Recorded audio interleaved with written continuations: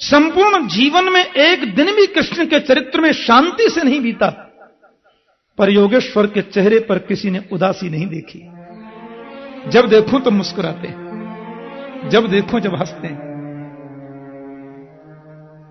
तो हासम हरे रवनता खिल लोक तीव्र, हंसते हुए भगवान की झांकी का चिंतन करने का मतलब है हमारे जीवन में भी खुशियां आए। दुख में तड़पो मती, सुख में फूलो मती, प्राण जाए मगर नाम भूलो मती। मुरली वाले को मन से रिझाते चलो, कृष्ण गोविंद गोपाल गाते चलो। जीवन की प्रत्येक परिस्थिति में मुस्कुराओ। कौआ कहता है दिन रात कभी नहीं हो, क्योंकि उसको रात में दिखता नहीं। उल्लू कहता है दिन कभी नहीं हो, क्योंकि दिन में उसको दिखता नहीं। पर दोनों के चाहने से दिन रात कभी बदल नहीं सकते। जीवन की हर परिस्थिति में मुस्कुराना, यह गोविंद की मुस्कुराहट का चिंतन करने से आत्मबल बढ़ेगा। माता, ऐसे नियमित मानसिक हम पूजा करें तो धीरे धीरे धीरे धीरे धीरे धीरे मन एकाग्र होगा। और मानसिक पूजा करने से 3 लाभ होते हैं, ध्यान देना। पहला लाभ, मन की एकाग्रता। दूसरा लाभ, दृष्टि की शुद्धि। तीसरा लाभ, ईर्ष्या का विनाश। मानसिक चिंतन करने वाले व्यक्ति का पहला लाभ है मन की एकाग्रता बढ़ती है, और दूसरा लाभ यह है कि उसको सब में गोविंद दिखाई देता है। क्यों माजे राम चरण रत, विगत काम मद क्रोध, निज प्रभुमय देखहि जगत, केहि सन करहि विरोध।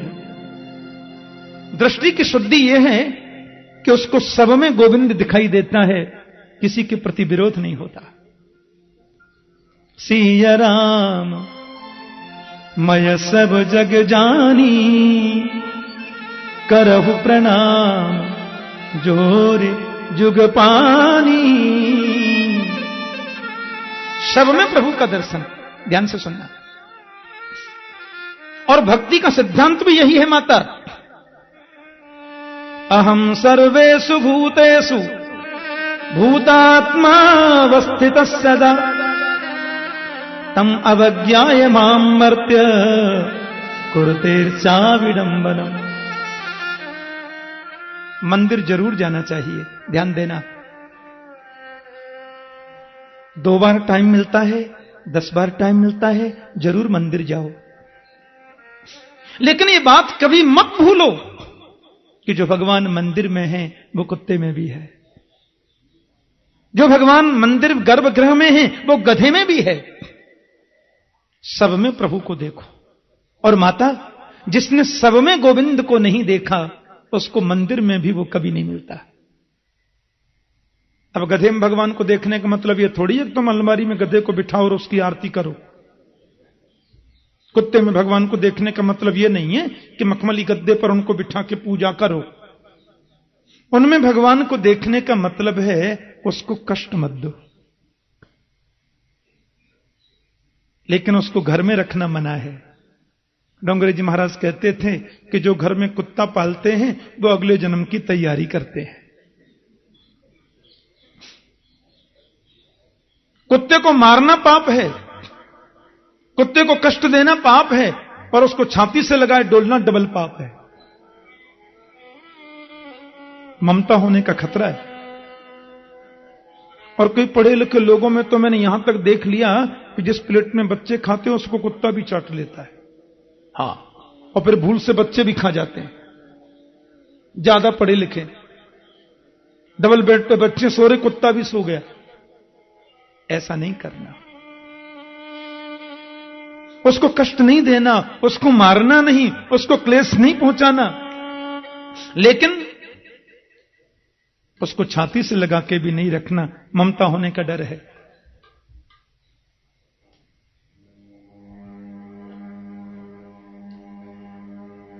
अहम यो मां सर्वेषु भूतेषु संतमात्मानमीश्वरम् हित्वार्चा भजते मौढ़्या भस्मन्येव जुहोति स। कपिल जी कह रहे हैं, माता कण-कण में रहने वाले मुझ परमात्मा को जिसने सब में नहीं देखा, उस व्यक्ति की मूर्ति पूजा तो ऐसे ही है जैसे राख में किया गया हवन। भस्मन्येव जुहोति स। एकनाथ जी महाराज, एक बार एकनाथ जी आए, महाराष्ट्र के बड़े अच्छे संत। गंगोत्री स्नान किया, गंगा माता का जल कमंडल में भर लिया और मन में सोचा अब ये जल भगवान रामेश्वर को चढ़ाना है। और रामेश्वर जी को जल चढ़ाने के लिए चले, कहां गंगोत्री कहां रामेश्वरम। पर यह संकल्प भी जगह, भारत के सब तीर्थों में घूमता हुआ जाऊंगा। बद्रीनाथ आए, कर्णप्रयाग, रुद्रप्रयाग, देवप्रयाग हैं, ऋषिकेश, हरिद्वार, वृंदावन, काशी, सब जगह घूमते। करीब 15,000 किलोमीटर की यात्रा पैदल करी, पूरे भारत में भ्रमण किया। 10-12 साल लगे भगवान रामेश्वरम के पास पहुंचने में, और कमंडल में जल भरा है, चरणों में पादुका नहीं है। रामेश्वर भगवान का गोपुर दिखाई देने लग गया। मन में प्रसन्नता है, अब पहुंच जाऊंगा, 2-4-5 किलोमीटर होगा, 1-2 घंटे की यात्रा है, मेरी यात्रा सफल हो जाएगी, भगवान रामेश्वर को जल चढ़ाऊंगा। बड़े कृपालु हैं शंकर। एक बात कहूं, गोविंद को जल्दी पाना है तो शिव पार्वती के चरणों का आश्रय लो। गोस्वामी जी लिखते हैं, भवानी शंकरौ बंदे श्रद्धा विश्वास रूपिणौ। जगदम्बा कात्यायनी और भगवान भोलेनाथ, इनके चरणों का आश्रय लोगे तो तुम्हें गोविंद जल्दी मिलेगा। एक नाथ जी शिव स्मरण करते जा रहे थे, तब तक उन्होंने देखा कि वो क्या है कि बगल में कोई पड़ा है गधा, और गधा जो है वो पड़ा हुआ था बगल में पानी के लिए तड़प रहा है। एक नाथ का मन विह्वल हो गया, ये तो मर जाएगा, इतनी दूर से मेरी लंबी यात्रा चली आ रही है। बेचारे वो जल लेकर के आए और एक क्षण भी विचार नहीं किया। जो जल गंगोत्री से लाए थे वो संपूर्ण जल गधे के मुंह में डालते हुए बोले, हे रामेश्वर भगवान, मेरा जल तो यहीं से स्वीकार कर लेना। और गधे में से शंकर जी प्रकट हो गए। आइए 3 मिनट हम शंकर जी का स्मरण कर लें। आज सोमवार है, संयोग निवेदन है, कोई भी खड़े नहीं होंगे। स्तुति पत्रिका जो यहां छपी है वो आप सबको मिली होगी। सब मेरे साथ में भगवान शंकर जी का स्मरण कर लें। ये सोमवार है, संयोग से बड़े भाव और बड़ी श्रद्धा से मेरे साथ में गाएंगे, रुद्राष्टकम का पाठ करेंगे।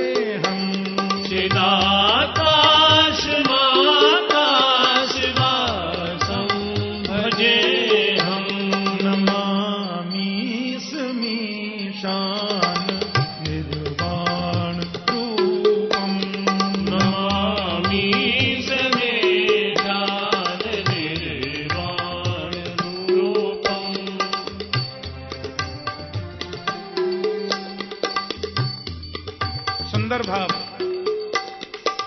आप निर्गुण हैं, निर्विकल्प हैं, निरीह हैं, चिदानंद स्वरूप हैं, सबके अंतर हृदय में वास करते हैं। भोलेनाथ, आपके चरणों में प्रणाम।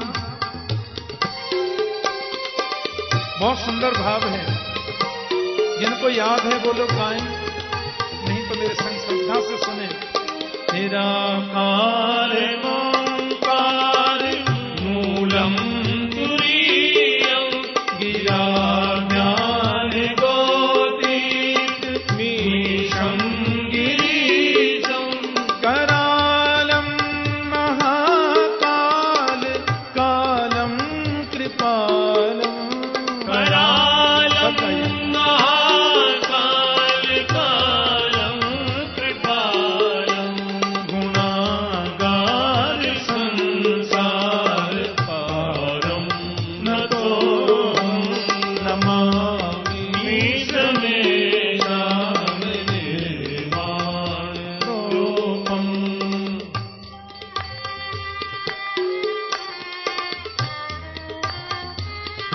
सुंदर भाव।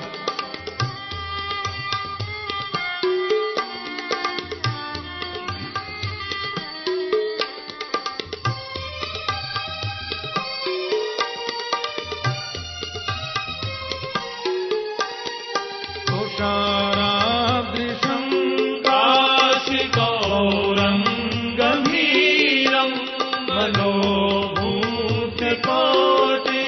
प्रभासी शरीरं करान् महालिनी चारुगंगा पुरन्माल कल्लोलिनी चारुगंगा लसत भाल बाले कंठे भुजंगा नमामि समेजान निर्वाण रूपम।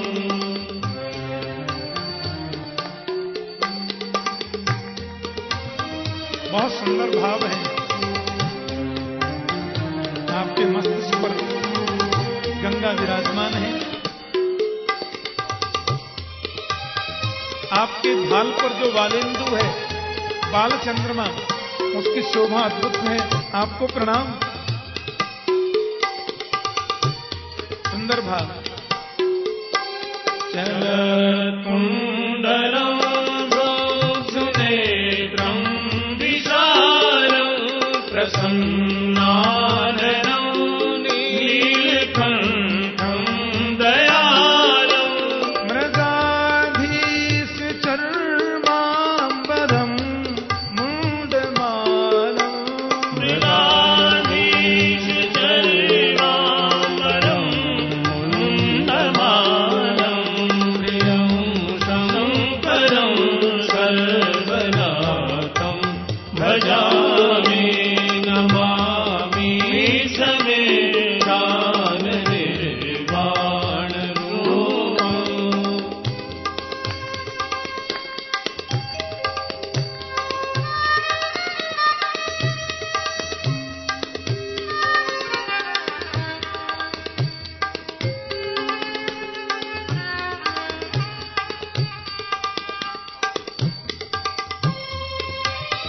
सुंदर आपकी झांकी है। प्रसन्न तीन नेत्र हैं। त्रिशूल, तीनों शूलों को नष्ट करने वाला त्रिशूल आपके पास।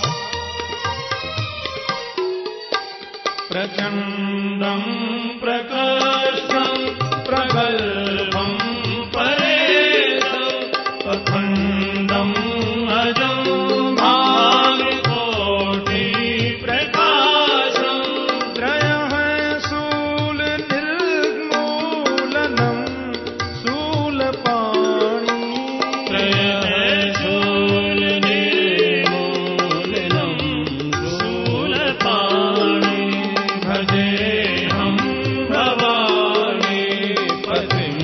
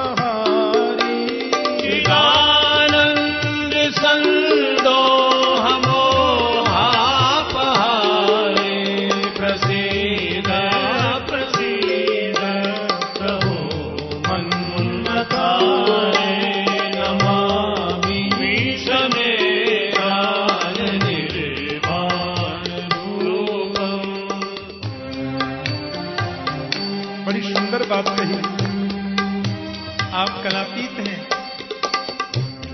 कल्पांतकारी और कल्याण रूप हैं, सज्जनानंद दाता पुरारी हैं, सज्जनों के आनंद को देने वाले हैं, चिदानंद हैं आप साक्षात, मोह का अपहरण करते हैं। आपको प्रणाम, आपको वंदन।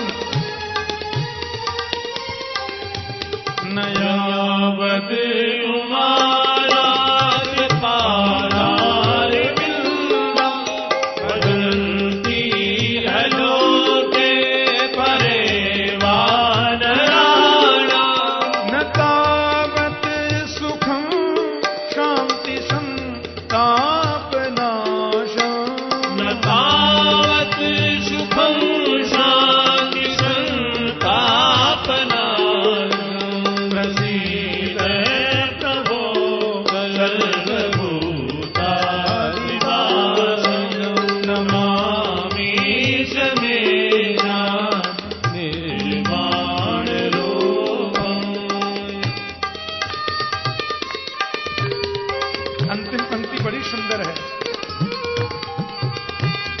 सामने बुद्धि चातुर्य प्रदर्शन करना नहीं है।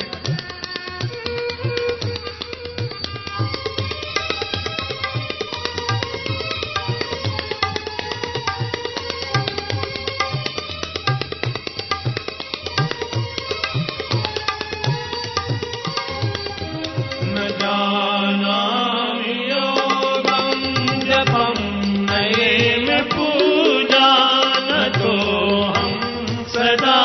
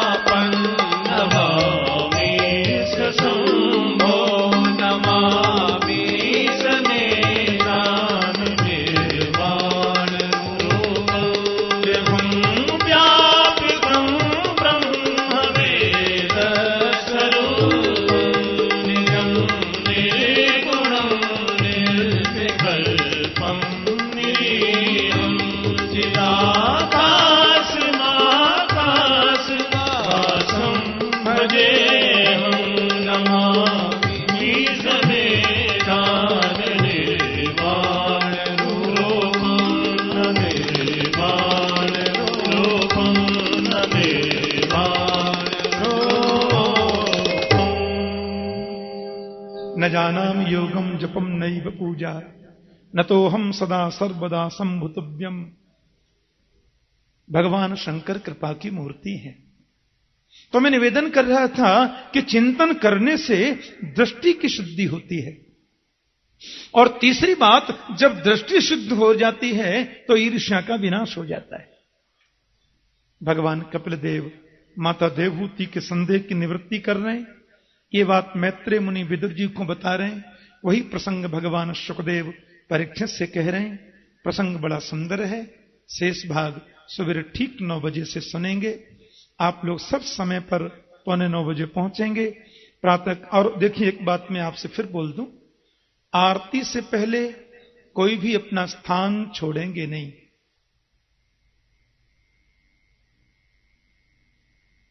कात्यायनी माता की जय, सद्गुरु देव महाराज की जय, राजा रामचंद्र भगवान की जय।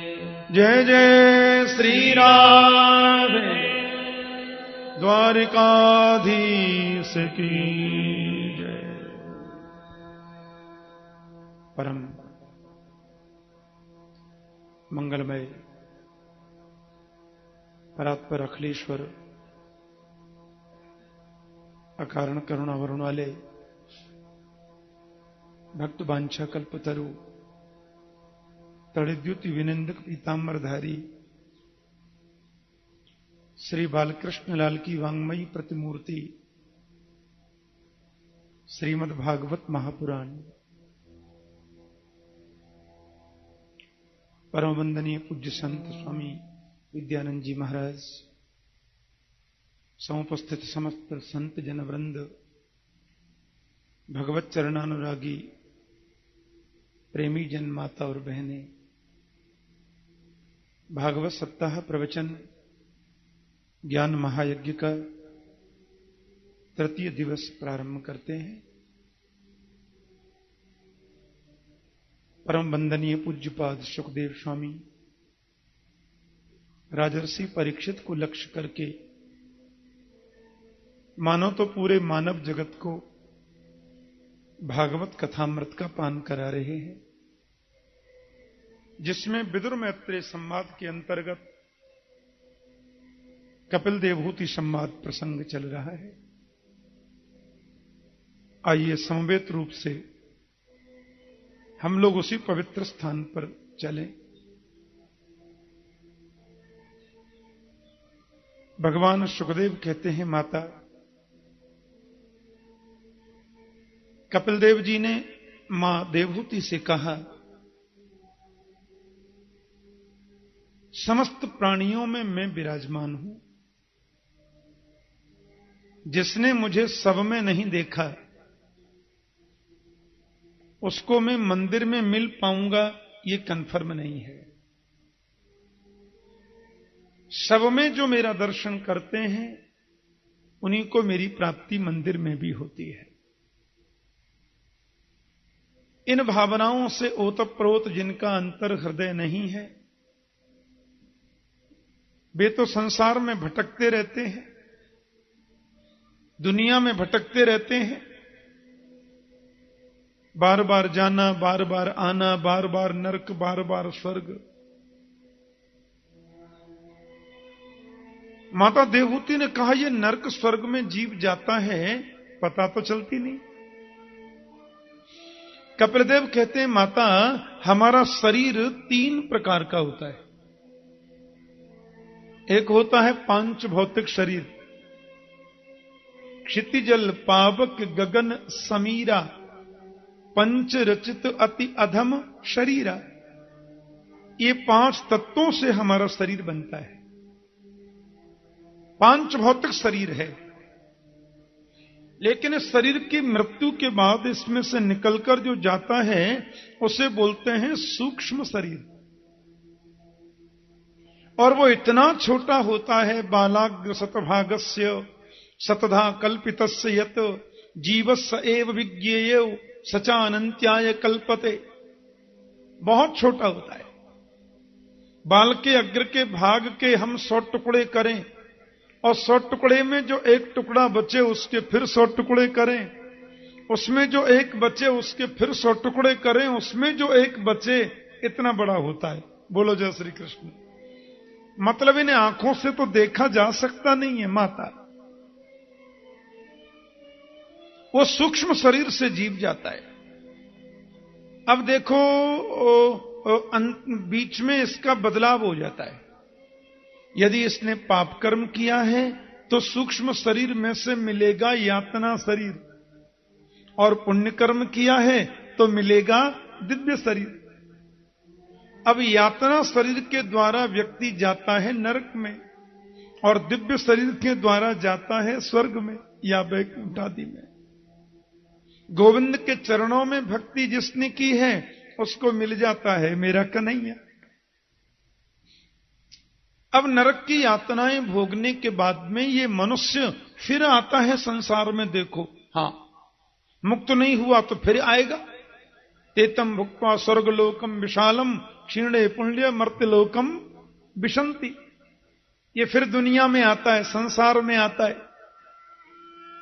और माता यहां आकर के मान लो किसी अन्न के दाने में प्रवेश किया, पिताजी के शरीर में प्रविष्ट हो गया, और पुंसो रेतः कणाश्रय, पिताजी के रेतः कर्ण का आश्रय लेकर के प्राणी माता के गर्भ में चला जाता है।